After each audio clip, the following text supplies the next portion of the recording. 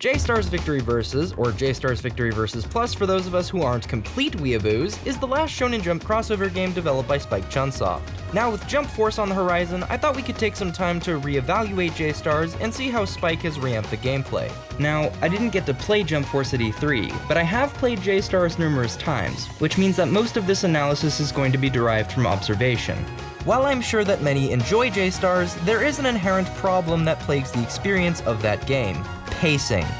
Most of J-Stars is comprised of being thrown or throwing someone across the screen, waiting for stamina to recharge, charging stamina, and running. Most of this is incredibly slow and destroys the pacing like a giant bowling ball destroys a small puppy. It lacks the catharsis of a proper fighting game, which is why I'm happy to say that Jump Force solves many of these problems. Let's first address combos.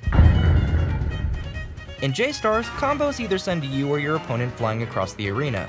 However, in Jump Force, you can follow up your combo using an improved dash mechanic and a newly added air combo. Even your frames of animation have improved since J-Stars, as you're immediately able to recover after being knocked down, meaning it's easier to get back into the game after being blown away by a combo. To prevent infinite combos, the game has incorporated perfect blocks to counter your opponent mid-combo. So whenever you feel like you're trapped in a combo, you can deck that smug motherfucker halfway across Times Square. Streamlining the action like this helps to prevent awkward pauses in the middle of a fight, and improved dashing is another mechanic that helps this. This time, dashing is immediate and goes long distances across the map, removing the annoying running mechanic. Since seemingly all the characters can perform these dashes at equal speeds and distances, it balances out the playing field, since characters like Ichigo have delayed dodging in J-Stars. Removing running also removes the unfair advantage aerodynamic characters have over stage mobility. Dashing also seems to cancel out certain actions, meaning that you can make a quick dodge in a pinch. But more importantly, you no longer need to chase your opponent across the map. All of this is certainly wonderful, but what about stamina? It's fun to knock your opponent around, but it's not particularly fun to wait for your stamina to recharge. In J-Stars, stamina and magic were tied together, but this created a number of problems. Characters like Suna possess smaller stamina bars, meaning that they have to recharge more frequently. Characters like Yusuke spend too long to charge, and firing a full power spirit gun completely drains stamina regardless of an extra bar. And characters like Seiya can't get out of their recharge animation, even though it only recharges a fraction of their stamina. This time, stamina and magic are separated, and both recharge quickly, so characters like Goku don't have an unfair advantage. Now you don't have to worry about being left open if you run out of a single bar, but there's still one more bar that we need to talk about. In J-Stars, characters like Goku could transform mid-battle and receive a buff that other characters could not. Characters like Yusuke could only transform with a victory burst, and other characters can't maintain transformation for long periods of time.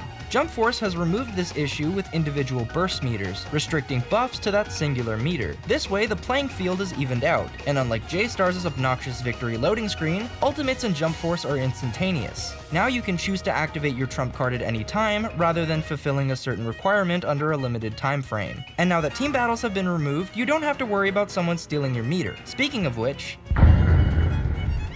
it's difficult to be invested in a fight when you're constantly getting attacked from behind by the other team player, or when your own teammate actively cockblocks you.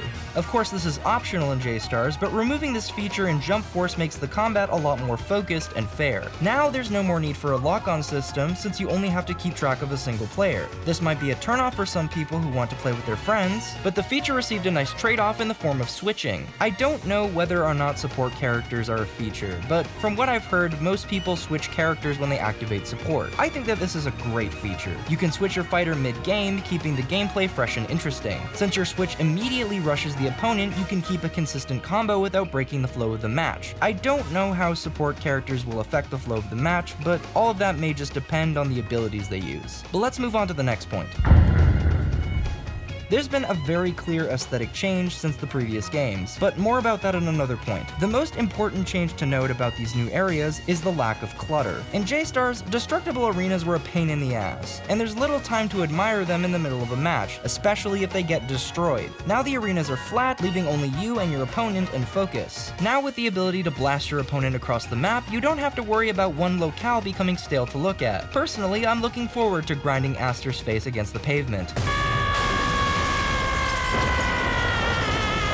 Speaking of things that are pleasant to look at, The camera work has a bit more cinematic quality to it. I particularly like how the camera rushes to keep up with you to emphasize the speed of your character, or the use of slow motion to break up the pace of the fight. I have no idea what the story of this game is going to be like, but at the very least it can't be worse than Boat Simulator. I'll probably talk about this game again when it comes out, but I feel like Spike Chunsoft has learned from their mistakes and we can expect a promising game. Thanks for watching, and I'll see you in the next one.